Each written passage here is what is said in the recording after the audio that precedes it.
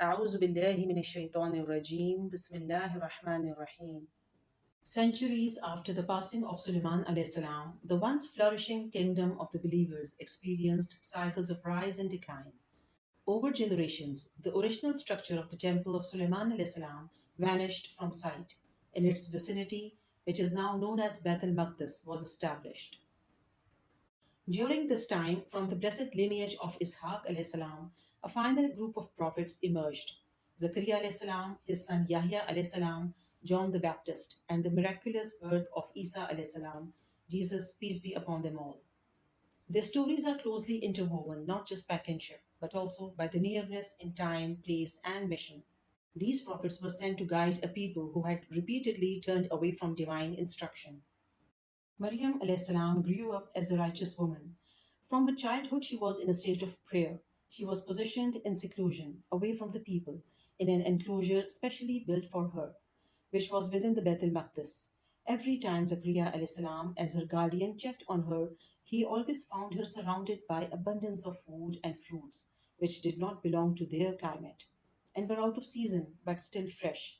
Upon asking, she would say it was from Allah. Witnessing these miracles repeatedly only reaffirmed Zakaria alayhi salam's faith in Allah. In particular, the faith that everything was in the hands of Allah, no matter how impossible the conditions. Like his ancestor Ibrahim alayhi salam, he had always yearned for a child to continue the legacy of prophethood, to continue spreading the message and knowledge of Islam, but his wife was unable to bear children. Encouraged by the miracles he witnessed, and also being in the proximity of such a blessed place and the pure soul of Maryam alayhis salam, he prayed there and then with utmost conviction to Allah, saying, My Lord, grant me by your grace righteous offspring.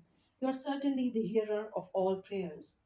He also supplicated, O my Lord, leave me not single, though you are the best of the inheritors.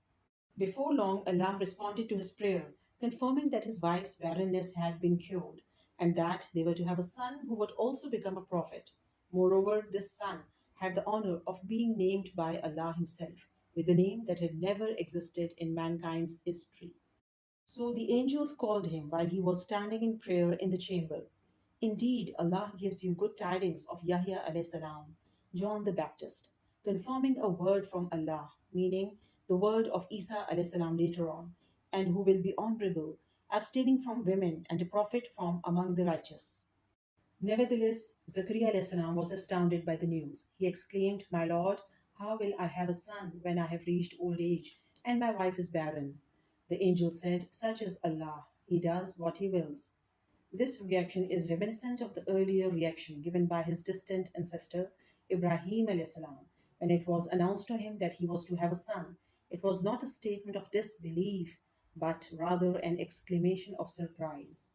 Zakaria alayhis salam continued, My Lord, make for me a sign. He said, Your sign is that you will not be able to speak to the people for 3 days except by gesture. And remember your Lord much, and exalt him with praise in the evening and the morning.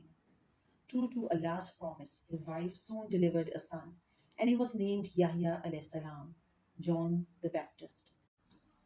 Even as a child, Yahya alayhis salam did not fritter his time on silly things. He was single minded and serious about his purpose in life, which was to worship and serve Allah.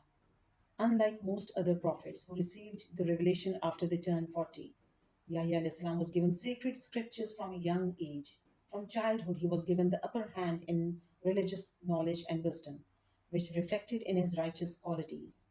It was said to him, O Yahya, hold fast the scripture, the Torah, and we gave him wisdom while yet a child, and we made him sympathetic to men as a mercy from us, and pure from sins, and he was righteous, and dutiful to his parents, and he was neither an arrogant nor disobedient to Allah or to his parents. So honorable was his character that Allah gave him salam on the day he was born, the day that he died, and the day he will be raised up to life again.